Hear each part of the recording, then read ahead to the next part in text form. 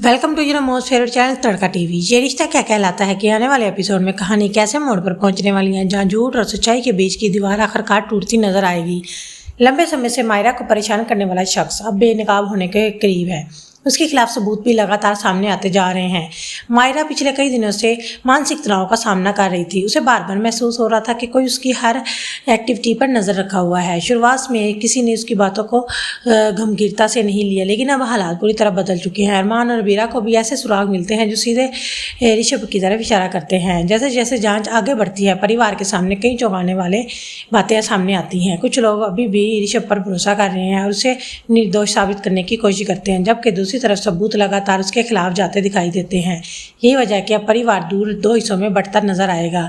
आने वाले एपिसोड में मायरा खुद डर के पीछे हटने के बजाय मजबूती से खड़ी होगी।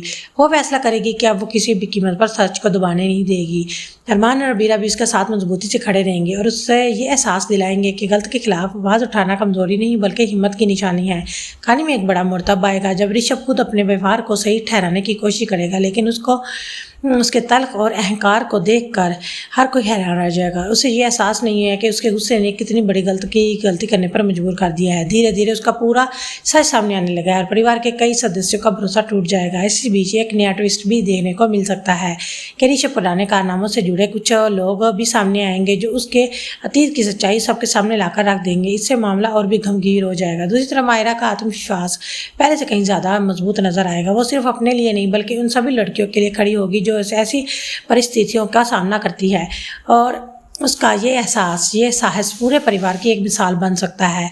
सबसे बड़ा झटका तब लगता है जब परिवार के कुछ सदस्य जो अब तक ऋषभ का बचाव कर रहे थे, सच्चाई जानने के बाद शर्मिंदा महसूस करेंगे। उन्हें एहसास होगा कि किसी को बिना पूरी सच्चाई जाने सही ठहराना कितना खतरनाक हो सकता है। आने वाले एपिसोड में भावनाएं, टकराव, खुलासे और इंसाफ की लड़ाई एक साथ देखने को मिलेगी।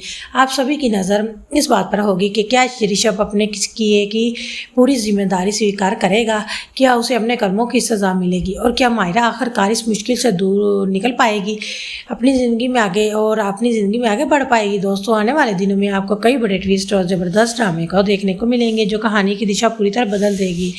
ऐसे ही मज़ीद अपडेट जानने के लिए अपने चैनल तड़का टीवी को सब्सक्राइब कर लें। Thank you.